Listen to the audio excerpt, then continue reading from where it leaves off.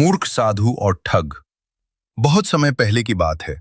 एक गांव के मंदिर में देव शर्मा नाम का एक साधु रहता था।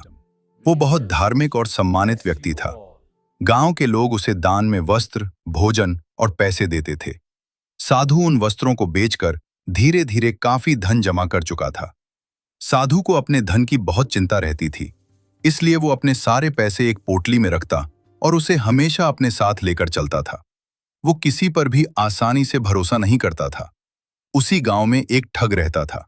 उसकी नजर काफी समय से साधु की धन वाली पोटली पर थी। वो सोचता था कि किसी तरह ये धन उसके हाथ लग जाए, लेकिन साधु अपनी पोटली को कभी अपने से अलग नहीं करता था, इसलिए ठग को मौका नहीं मिल पा रहा था। एक दिन ठग ने एक चाल चली। उसने विद्यार्थी का वेश धारण किया और साधु के पास जाकर बोला, गुरुदेव, मैं ज्ञान प्राप्त करना चाहता हूँ।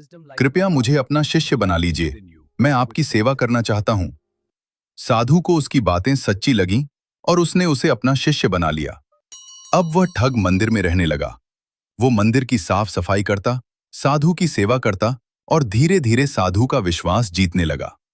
कुछ समय बाद पास के गांव में एक धार्मिक अनुष्ठान होने वाला था। साधु को वहां बुलाया गया।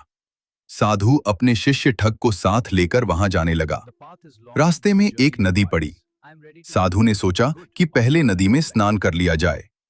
उसने अपनी धन की पोटली एक कंबल में लपेटकर किनारे रख दी और शिष्य से कहा, मैं स्नान करके आता हूं, तुम इन सामानों की रक्षा करना। जैसे ही साधु नदी में स्नान करने लगा, ठग को मौका मिल गया। वो तुरंत पोटली उठाकर वहां से भाग गया। जब साधु स्नान करके वापस आया तो उसने देखा कि न शिष्य था और न धन की पोटली। तब उसे समझ में आया कि वह ठग था और उसे धोखा देकर उसका सारा धन ले गया। साधु को अपनी भूल का बहुत पछतावा हुआ। शिक्षा।